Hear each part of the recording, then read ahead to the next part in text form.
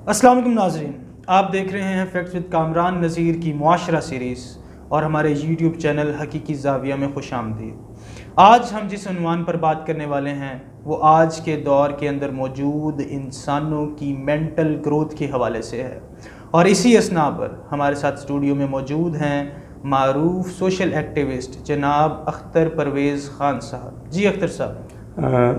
बिस्मिल्लाहिर्रहमानिर्रहीम और अस्सलाम वालेकुम और आपके सारे व्यूवर को भी अस्सलाम वालेकुम। सबसे पहले तो मैं आपको सा मुबारकबाद देना चाहूँगा। आपने बड़े थोड़े ही टाइम में बहुत अच्छा एक चैनल लॉन्च करके बहुत एक बड़ा कारनामा किया है मेरे ख्याल में, और मेरी दुआ भी है कि अल्लाह ताला आपको मज़ीद आसानियाँ अता करे और आसानियाँ तकसीम करने का ज़र्फ़ और शर्फ़ अता करे। बड़ा सेंसिटिव टॉपिक आपने जो है ना सेलेक्ट किया है अपने लिए, और मेरे ख्याल में ये इस तरह का टॉपिक है जो बड़ी देर से इग्नोर होता रहा है। बिल्कुल, हम अपनी बात करें ना हमारे चैनल के स्लोगन की, तो हम अपने स्लोगन में यही लिखते हैं और कहते हैं कि let's just discussed about ignored issues. बिल्कुल जी। और देखिए, मेंटल ग्रोथ को जब आप ट्रांसलेट करते हैं इसको सादा तरीके से, तो ये इंसानी नशोनुमा, उर्दू में शायद ज़हनी नशोनुमा। और इसमें यह है कि अल्लाह ताला ने इंसान को पूरा जिस्म अता किया है, उसके अंदर दिल है, उसके गुर्दे हैं, उसका दिमाग है, और एक बेसिक राइट होता है हर बंदे का जिंदा रहने का। बिल्कुल। और प्रॉपर जिंदा रहने का आगे फिर गवर्नमेंट है जो उसको इन्वायरमेंट मुहैया करती है। बिल्कुल। तो सोशली हम लोग अगर देखें तो हम लोग अल्हम्दुलिल्लाह सारे मुसलमान हैं, लेकिन अनफॉर्चुनेटली मुझे अफसोस थोड़ा सा हो रहा है ये कहते हुए कि हम अपने मुआशरे को, सोसाइटी को इस्लामी सोसाइटी नहीं कह सकते। हम लोग मुसलमान हैं सारे। सर मैं यहाँ पे एक चीज़ थोड़ा सा एडिशन कर सकूँ, और अगर यू कैन से एडिशन ना सही लेकिन अमेंड कर सकूँ इसको, कि आप बात करें कि हम इसको इस्लामी मुआशरा नहीं कह सकते, लेकिन मैं जब इस मुआशरे के कुछ पहलू देखता हूँ तो बाज़ औक़ात मैं इसको मुआशरा भी नहीं कह सकता। बिल्कुल ठीक कह रहे हैं आप।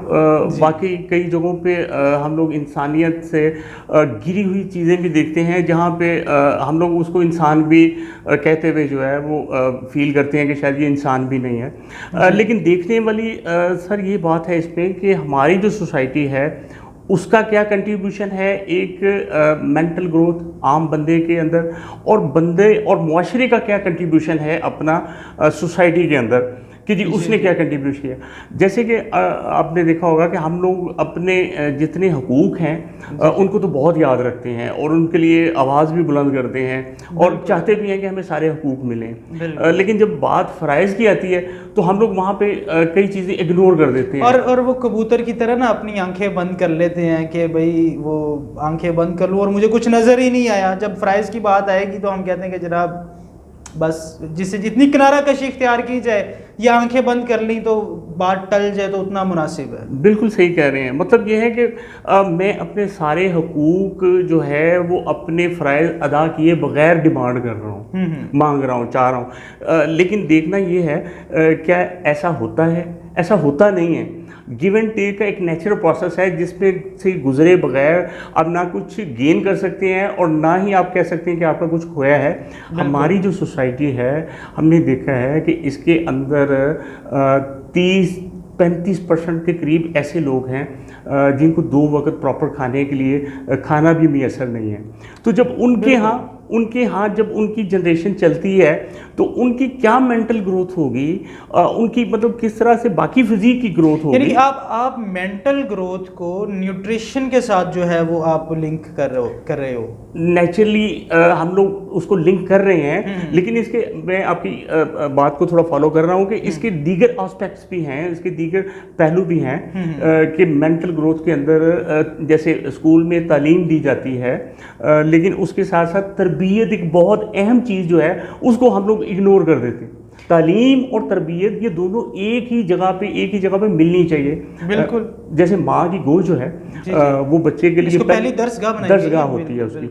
लेकिन अब आप देखें कि जो हमारी सोसाइटी के अंदर जिस तरह की माएँ हैं या जिस तरह की माएँ आगे डेवलप हो रही हैं या जो एक खेप तैयार हो रही है, क्या इनके बच्चे इस्लामी मुआशरे को कायम करने में अपना कोई किरदार अदा कर सकते हैं? तो मुझे अफसोस है फिर कि मैं उसी जगह पे दोबारा चला जाऊंगा कि शायद नहीं, मुझे इसका रिस्पॉन्ड नहीं प्रॉपर नज़र आता। वो इसलिए कि हम लोगों ने जिस तरह की फसल बोनी है उसी तरह की फसल हमें काटनी पड़ेगी। अच्छा, इसमें अगर मैं थोड़ा सा भी गुज़िश्ता कुछ 2-4 दिन पहले एक जो सोशल मीडिया की जीनत बन चुका था, टिकटॉक के बैन होने का सवाल जब हम करते हैं कि बैन हो चुका है, तो आप इस सीरीज़ को, इस टॉपिक को अगर इसके साथ थोड़ा सा लिंक करें तो आप इसके मुताल्लिक क्या कहना चाहोगे? यानी कि वो चीज़ जो हम बैन कर चुकी है, हमारी गवर्नमेंट पीटीए बैन कर चुका है, तो इसका अब हम जब मुआशरे की एक नशोनुमा के हवाले से बात करते हैं, अभी आपने मेरे से बात की कि वो उसकी ज़हनी नशोनुमा का जो एलिमेंट है वो बड़ा असरअंदाज होता है, तो आप इस चीज़ को कैसे इसके साथ इंटरलिंक करते हो? देखिए, इसमें ये मेरी अपनी प्योरली पर्सनल राय है। जी। और मैं गवर्नमेंट के साथ एग्री हूँ। मेरे ख्याल में तो उसको बैन करना जो है वो ज़रूरी था, वक्त की ज़रूरत थी, क्योंकि हम लोगों ने ना बग़ैर सोचे समझे अपनी जनरेशन के हाथ में ये जो मोबाइल दे दिया है, हमने आगे इसका ये रिसर्च नहीं की कि क्या उसका यूज़ वो प्रॉपर कर रहे हैं या उसको मिस यूज़ कर रहे हैं। अच्छा, मैं इस उम्र में जब मैंने अपनी गुज़िश्ता एक वीडियो डाली है, मेरा उसमें जो मैंने एक क्वेश्चन रेज़ किया, उसमें मेरा आप देखेंगे तो आपको पता चलेगा, मैंने कहा था कि ban is not the solution. ठीक है, जब हम बात करते हैं हुकूमती रिट की, अगर वो बैन कर सकती है तो वो फ़िल्टर भी लगा सकती है, वो स्क्रूटनाइज़ भी कर सकती है। जहाँ पे चीज़ आती है फहाशी की, गवर्नमेंट एक अपनी रिट रखती है, एक अपनी पावर रखती है, वो उसको फ़िल्टर कर सकती है, उसको स्क्रूटनाइज़ कर सकती है। उसमें कुछ मैंने सीधा एग्जांपल्स भी दी थी। वो एक एग्जांपल दी थी रेलवे वाली के, रेलवे में अगर आए दिन हादसा हो रहा हो तो हमें उसको रेलवे का निज़ाम तो हम ख़त्म नहीं कर सकते, जो एक जेन्युइन चीज़ है। हम क्या कहते हैं कि उसकी कारकर्दगी बढ़ाते हैं, इम्प्रूव करते हैं। तो आप मतलब आपका बिल्कुल जेन्युइन है कि एक आपका अपना व्यू है कि बैन कर देना अच्छी चीज़ थी, लेकिन अगर आप इस जाविये के साथ भी सोचें तो फिर आपका क्या व्यू बनता है? हम सॉरी टू से हम थोड़ा सा अपने टॉपिक से साइड पे हट चुके हैं, लेकिन वो हर चीज़ एक दूसरे के साथ रेलेवेंट हो जाती है। अब देखिए, आपकी टिकटॉक ने जो मेंटल ग्रोथ है उसके ऊपर क्या अफेक्ट किया है। मतलब एक अनमेच्योर बच्चा जो अभी डेवलप हो रहा है, उसका माइंड अभी पूरी तरह पका नहीं है, कच्चा है, सादा कागज़ समझ लें यार। तो मैं यहाँ पे एक अपने पर्सनल अगर हवाला दूँ तो मेरा छोटा सा भांजा है, ठीक है, उसकी एज इस टाइम 7 है, और उसकी जो है ना, उसको बड़ा चार्म होता है, उसकी बड़ी कोशिश होती है कि मामू मेरे साथ टिकटॉक बनाओ, मैंने टिकटॉक बनानी है। तो ये मतलब हमारी जनरेशन के ऊपर ये एक चीज़ इम्पैक्ट डाल रही है। मतलब आपकी बात मैं बिल्कुल फॉलो कर रहा हूँ। देखिए, ये बेसिकली हम लोगों ने कुछ अर्से पहले तक हम लोगों को नहीं इल्म था कि ये टिकटॉक किस बला का नाम है। नाम से हमें इसका नाम नहीं पता था। हम लोगों ने खुद इसको अपनी सोसाइटी के अंदर इंट्रोड्यूस करवाया है, और ख़ुद हम लोग जिम्मेदार हैं या किसी न किसी तरह डायरेक्ट या इनडायरेक्ट मुजरम हैं इस, अगर ये बुराई है तो आप देखें कि इसके इफेक्ट क्या हुए हैं सोसाइटी के अंदर। अगर ये बंद हुई है तो उसका नुकसान क्या हो रहा है। मतलब दोनों एस्पेक्ट्स को आपको देखना पड़ेगा। पहले तो आप देखें कि जो लोग ये इल्ज़ाम लगाते हैं फांसी का, किसी न किसी हद तक आपको उनकी बात को मानना पड़ेगा। सर, मैं किसी न किसी हद तक नहीं, मैं प्योरली खुला इस चीज़ को मैं मानने को तैयार हूँ। वाकई ये एक प्लेटफॉर्म बन चुका था। अब देखें, उसमें ना मेरे ख्याल में ये है कि गवर्नमेंट के लिए हर फिल्म को सेंसर करना, हर वीडियो को सेंसर करना और हर वीडियो को वॉच करना, ये शायद इतना आसान नहीं था।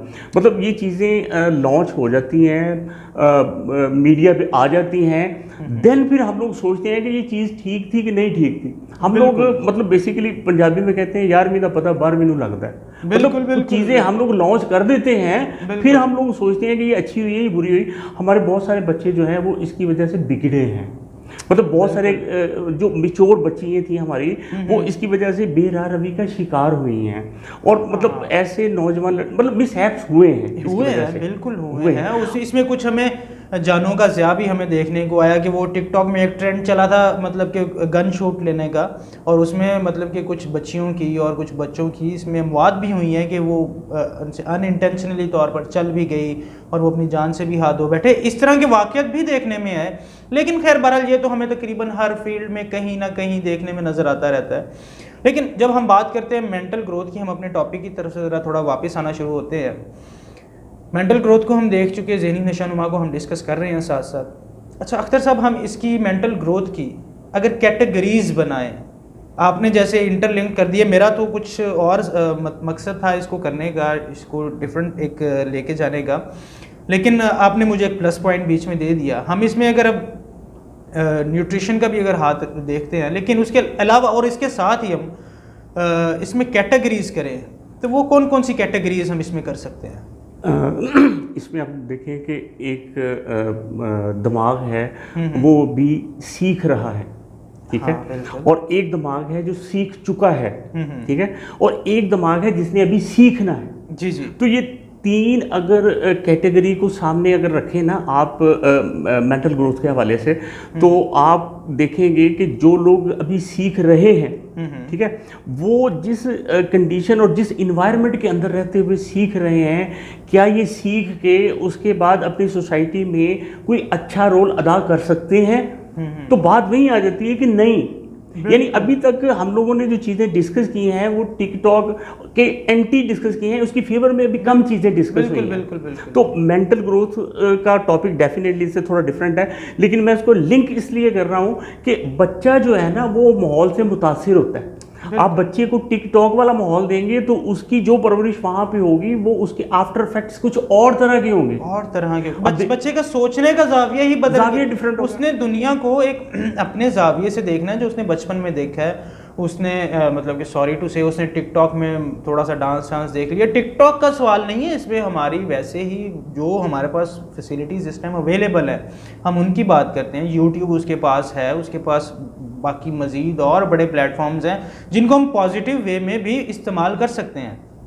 लेकिन बच्चे के पास जब ये सारी फैसिलिटीज़ जाएंगी, वो तो उसका जो दिल चाहेगा उसने वही यूज़ करना है और उसने अपनी ज़िंदगी को उसी लेवल पर लेके जाना है, और उसकी ज़हनी नशोनुमा का एक वो डायरेक्शन ही बदल जाएगी क्योंकि वो बच्चा है। अब बच्चा जो नेचुरल रिएक्ट करता है वो उसका नेचुरल राइट भी है और उसको उस तरह करना भी चाहिए। बिल्कुल। अब देखें अल्लामा इकबाल का एक शेर है जी, ये मकतब की करामत थी कि नज़र का फैज़ान जी, सिखलाए किसने इस्माइल को आदाब फर्जंदी। मैं क्वेश्चन करना चाहता हूँ कि हज़रत इस्माइल अलैहिस्सलाम कौन से स्कूल में पढ़े थे, कौन से कॉलेज से या कौन सी यूनिवर्सिटी से पढ़े थे कि जब उनके वालिद ने कहा कि मैंने ख्वाब देखा है कि मैं ज़िबा कर रहा हूँ, तो उन्होंने कहा अब्बा जी मुझे आप लिटा दें और उल्टी साइड से गर्दन पे मेरे छुरी फेरें, कहीं मेरे चेहरे के तासुरात देख के आपको रहम ना आ जाए, देखकर आपको रहम ना आ जाए। बिल्कुल। तो वो कौन सी सोसाइटी थी? उस सोसाइटी के अंदर वो कौन सा स्कूल था जिसके अंदर वो जनरेशन तैयार हुई थी? और जो हम लोग जनरेशन तैयार कर रहे हैं, मैं इसमें अपने आप को अलग नहीं कर रहा, मैं इसमें अपने आप को भी ऐड कर रहा हूँ। हम इस मुआशरे का हिस्सा हैं। Yes of course. और ये रियलिटी है कि जो मतलब मेरे भी बच्चे हैं ना वो भी इसी सोसाइटी का हिस्सा हैं। मुझे उन पे भी उतना ही गिला है कि मैं जिस तरह से उनको देखना चाहता था वैसे वो नहीं है। अब इसमें बहुत सारे एलिमेंट हैं, उनको एक साइड पे छोड़ दें। देखिए मेंटल ग्रोथ हमारी सोसाइटी के अंदर जिस तरह की हो रही है वो तसल्ली बख्श नहीं है। अच्छा, हम बात अभी फ़िलहाल इस चीज़ को हम कर रहे हैं, बच्चों के हवाले से भी हम मेंटल ग्रोथ लेके जा रहे हैं। मैं एक बात करता हूँ एक 25 साला नौजवान की, मैं बात करता हूँ एक 40 साला समझ-बूझ वाले आदमी की जो हमारा मुआशरा समझता है, मैं बात करता हूँ 80 साला बुज़ुर्ग की। नशोनुमा का जो अंसर है वो ज़िंदगी के हर हिस्से में चलता है, ज़हनी नशोनुमा का हिस्सा। बच्चों को तो हमने डिस्कस कर लिया, अब इन 3-4 कैटेगरीज की जो एज है इसके मुतालिक आप क्या कह सकते हैं कि इसकी नशोनुमा किस लेवल पर हो रही है, किस लेवल पर होनी चाहिए, और इसके मुतालिक जो भी मतलब कि आपका बहरहाल क्या व्यू बनता है इसमें?